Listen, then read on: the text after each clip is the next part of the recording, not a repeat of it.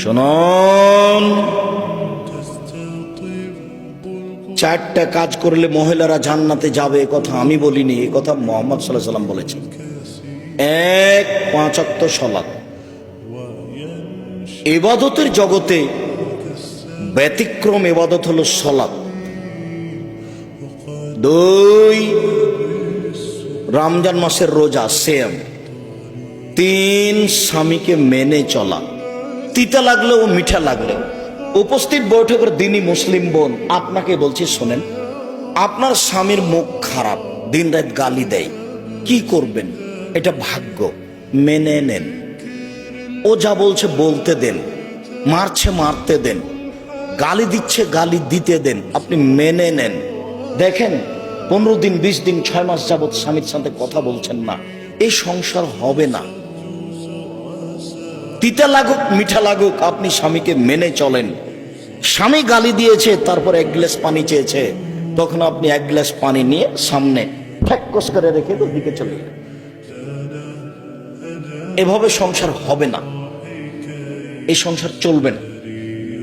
দেখেন, আমি আব্দুর রাজ্জাক বিন ইউসুফ আপনার দ্বীনি ভাই হিসেবে বলছি, আপনি আমার কথাটা মেনে নেন, স্বামীকে মেনে চলেন। শেষ পর্যন্ত যদি আপনি মনে করেন যে আব্দুর রাজ্জাক সাহেব আমার চলবে না সংসার, তা আপনি খোলা তালাক করেন। স্বামী যত বড়ই দামি হোক, যত বড়ই চাকরিজীবী হোক, যত বড়ই পরহেজগার হোক, যে কোনো সময় আপনি স্বামী বাদ দিতে পারেন। হাদিস বুখারী মুসলিম, তার নাম খোলা তালাক। আপনি চেয়ারম্যান মেম্বারকে বলবেন আমি ভাত খাবো না, মিটে গেল, ও একটা ব্যবস্থা করে দেবে।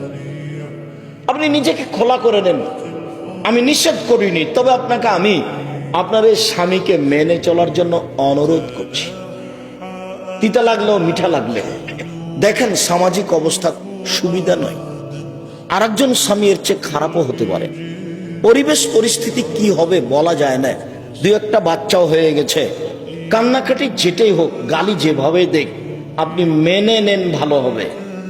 4, জেনায় লিপ্ত হবেন না। আব্দুর রাজ্জাক সাহেব ঘটে গেছে জেনা, যে তাহলে আপনি তোবা করেন। শোনেন, তোবা করলে মানুষ পাপ মুক্ত হয়ে যায়।